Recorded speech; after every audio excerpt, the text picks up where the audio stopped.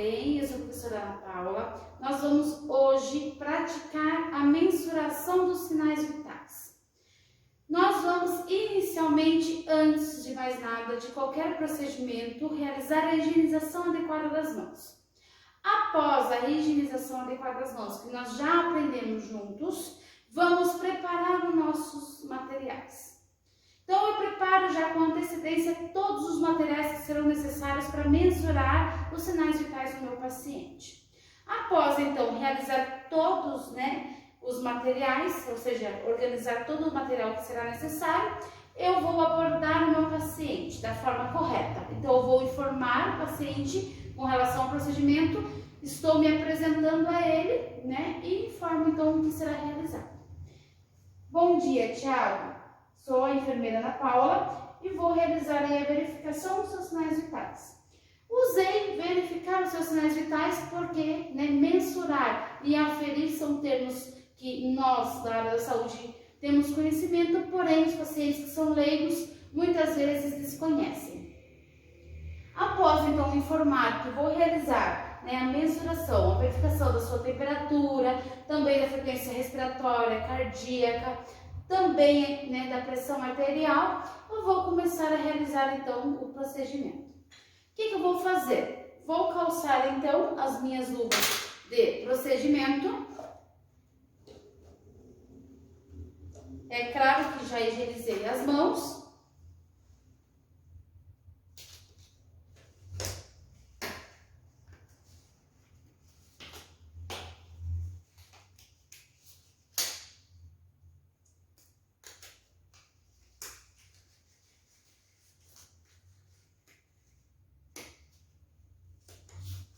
Luvas e procedimentos calçadas, ok. Lembrando que as luvas e procedimentos é um EPI, um equipamento de proteção individual, do qual eu estou utilizando para minha proteção. Ok, o que eu vou fazer? Vou iniciar então verificando a temperatura do meu paciente. O que eu vou estar precisando então para realizar esse procedimento? Um termômetro, mas antes de iniciar o procedimento, o que eu devo fazer? Devo ter separado já uma cuba RI, que é esse tipo de bandeja, tá? Onde eu vou estar aqui com o termômetro. Também preciso de um algodão e também preciso do álcool. O álcool, a gente tem ele em um frasco conhecido como almotolia. Nome do frasco, almotolia. Solução que está no frasco, álcool 70. Então, o que eu vou pegar? Vou pegar, então, o algodão, sem encostar a almotolia, eu vou colocar um pouco do álcool. Não preciso encharcar. É somente o necessário, então, para realizar, aí a anestesia do termômetro. Por que eu preciso realizar? Porque antes eu utilizei em outro paciente e após ele eu vou estar utilizando em outro paciente. Então, sempre, eu vou fazer a anestesia do termômetro. Antes do procedimento, após o procedimento também. Ok. Vou ligar o meu termômetro e vou posicionar na axila do meu paciente. Se ele for um paciente que está, aí acordado, a gente pode até pedir mesmo auxílio. Posso pedir para ele, pode abrir um pouco mais o braço para mim, por favor. Vou posicionar então o termômetro para verificar a sua temperatura, sempre conversando e informando o procedimento ao paciente. Então, Thiago, nós vamos verificar a sua temperatura. Posiciono o termômetro, peço para ele ficar com o braço um pouco mais próximo do corpo, porque assim eu mantenho o termômetro mais bem posicionado. Ok. Após, então, posicionar o termômetro, porque ele leva um tempo, eu já posso iniciar, então, aí a verificação, da frequência respiratória. O que eu vou estar utilizando para verificar a frequência respiratória do paciente? Vou precisar de um relógio de pulso ou, até mesmo de bolso, porque eu preciso marcar 1 minuto, que é o tempo necessário para verificar, então, a frequência respiratória do paciente. O que eu vou precisar, então, de materiais para a realização da verificação da frequência respiratória do paciente? Vou precisar de um relógio de pulso ou relógios de bolso, do qual devo marcar aqui para mim 1 minuto. Então, vou deixar aqui mais próximo para facilitar para mim. Porém, como eu vou verificar aqui a frequência respiratória, observando então a expansão do tórax do paciente, se eu informar a ele que eu estou olhando aqui, ou ele perceber, ele pode alterar aí os movimentos respiratórios, porque é algo do próprio, né? No caso, o paciente mesmo, ele acaba se sentindo aí, até mesmo observado, influenciando um pouco aí na coleta dos dados. O que eu vou fazer, né? É um jeito mais prático para mim também. O que eu vou pegar? Eu vou aqui, né, sentir o pulso radial do paciente. Ok, consegui encontrar o pulso do meu paciente. O que eu faço aqui? É claro que eu já estou posicionada para também verificar a frequência cardíaca do paciente. Eu posso já iniciar com a frequência cardíaca ou a respiratória. Por quê? Se eu pego aqui no punho do paciente, ele, né, no caso, vai aqui focar no pulso. Então, ele vai aqui, a gente pode coletar aí a frequência, no caso, né, verificar a frequência respiratória dele, porque ele vai estar focado aqui. Então, eu já faço os dois. Então, é claro que eu vou ter que marcar aqui primeiro 1 minuto e depois eu vou ter que marcar novamente 1 minuto para verificação aí da frequência cardíaca. Ok, vou aqui iniciar então a frequência respiratória. Vou marcar aonde dá início no ponteiro para mim, desde que, né, pare no mesmo, porque eu preciso marcar apenas 1 minuto. E vou ver aqui a expansão do tórax do paciente, ou seja, quantos movimentos respiratórios por minuto esse paciente ele faz. Então, né, eu vejo que eu noto que está se expandindo, tá? As incursões respiratórias, os movimentos respiratórios de inspiração e expiração. Vou contar então 1 minuto e vou olhar, ficar observando aqui quanto que vai dar para mim, né, em 1 minuto. Ok, deu 1 minuto, né? Deu entre 12, 14, né? Que seja 20 incursões respiratórias aí por minuto. Se eu ter, né, no caso aqui, um paciente que dê para mim 9 incursões, 10 incursões respiratórias por minuto, eu vou ter um paciente, então, bradipneico. Se eu ter um paciente 25, 30 incursões respiratórias por minuto, eu vou ter um paciente taquipneico. Ok, verifiquei aí, né, a frequência respiratória. É claro que eu já estou aqui também posicionada para a verificação, então, da frequência cardíaca do paciente. Vou precisar também de um relógio de pulso ou de bolso. Vou marcar novamente 1 minuto e vou contar quantas pulsações eu tenho aqui em 1 minuto. É a frequência cardíaca do paciente. Ok, marquei 1 minuto. Certo. Então, eu verifico aqui que o meu paciente, ele teve, vamos supor que 80 aí de batimentos cardíacos, né, de frequência cardíaca por minuto. Se o paciente apresentar um batimento acima de 120, eu vou ter um paciente, então, né, taquicardia. Se eu tiver aí uma frequência abaixo de 60, eu vou ter um paciente, então, bradicardia. Ok, verifiquei frequência respiratória, frequência cardíaca também. Verifiquei também, né, até que deu o tempo do termômetro estar apitando, eu vou também aí estar verificando a temperatura do paciente. Deixa um pouco mais rápido, porque o termômetro já tinha sido posicionado anteriormente e já fui adiantando aí a realização da mensuração, né, da frequência respiratória e cardíaca.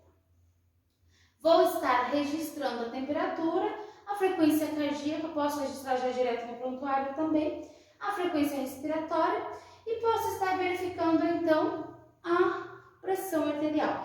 Após então, né, eu estar, no caso, ter verificado a temperatura do meu paciente, não podemos esquecer de novamente fazer então, né, a higienização do termômetro. Ok. Agora vamos estar verificando aqui a pressão arterial do paciente. Bom, pessoal, após então a gente fazer a mensuração tanto da temperatura do paciente quanto a frequência respiratória, também a gente conseguiu ver aí a frequência cardíaca. O que eu vou estar realizando aí após esses procedimentos? Vou mensurar a pressão arterial do meu paciente. O que eu devo ter então como material para verificação da pressão arterial? Vou ter aqui um esfigmo manômetro. O que eu tenho aqui então, né? A parte onde é o esfigmo, manômetro e também o manguito. Como que deve ser realizada a técnica? Eu tenho aqui uma marcação para mim, onde eu tenho que deixar em cima da artéria do paciente.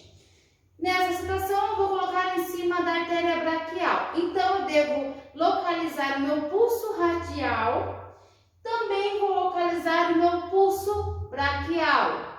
Após eu estar, ter localizado o pulso radial e braquial do paciente, o que eu vou fazer? Eu vou posicionar aonde está a marcação para mim em cima da artéria braquial do meu paciente. Senti a artéria braquial, tá? Do Tiago.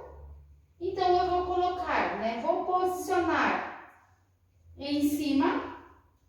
Sempre vou deixar aqui de 2,5 cm a 3 centímetros acima da fossa cubital. Após, então, ter colocado o esfigmo manômetro, o que eu devo fazer? Tomar sempre cuidado para não deixar dobrado, tá?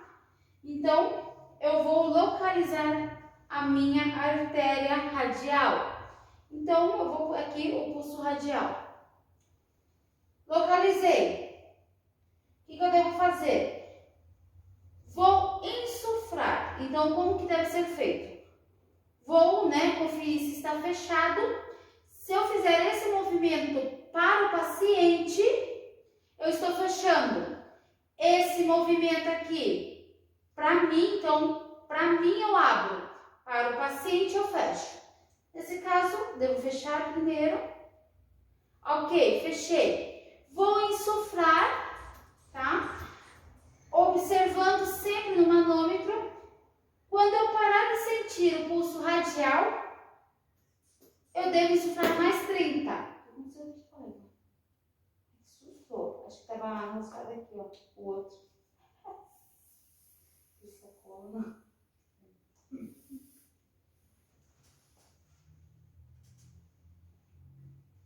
Após, então, ter localizado o pulso radial, eu devo insuflar. Esse movimento eu sempre vou estar fechando. Movimento para o paciente, eu fecho. Para mim, estou abrindo. Então, para cá eu abro, para o paciente eu fecho. Nesse caso, eu devo fechar primeiro. Ok, vou estar observando aqui no manômetro, tá? Insuflando. Observo até parar de sentir o pulso radial, aonde vai parar para mim aqui. Ok, parou no 120. Vou insuflar mais 30, ou seja, até 150. Insuflei. Devo então colocar o meu estetoscópio. Vou pegar o diafragma do meu estetoscópio e colocar em cima da marcação onde eu sei que está ali a artéria braquial. E vou abrir devagar, lentamente, de 2 aproximadamente milímetros de mercúrio. Abri, ok.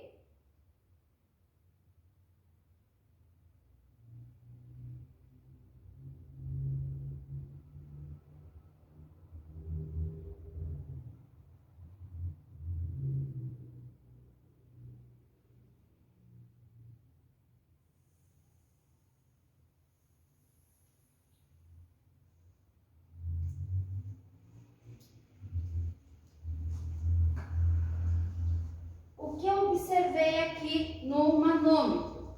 Observei que a primeira batida que eu ouvi foi no 120. Parei de ouvir no 80. Então, a pressão arterial do meu paciente vai ser 120 por 80 milímetros de mercúrio. Ou seja, eu tenho aqui, a sístole e a diástole. Após realizar o procedimento, informo o paciente que já terminamos. Também solicito que ele peça ajuda caso necessário, caso ele precise. Após Após, então, realizar o procedimento no paciente, informamos a ele, então, que os procedimentos acabaram. Também, né, solicitamos, caso haja necessidade de ele pedir ajuda. E a gente vai fazer, então, né, a retirada das luvas, né, pega todo o seu material, leva até a sua bancada, onde você vai retirar, então, as luvas da maneira correta para você não se contaminar. Depois, você vai descartar, né, no lixo infectante e vai realizar novamente a higienização das suas mãos. Bom, pessoal, obrigada. A aula de hoje foi essa.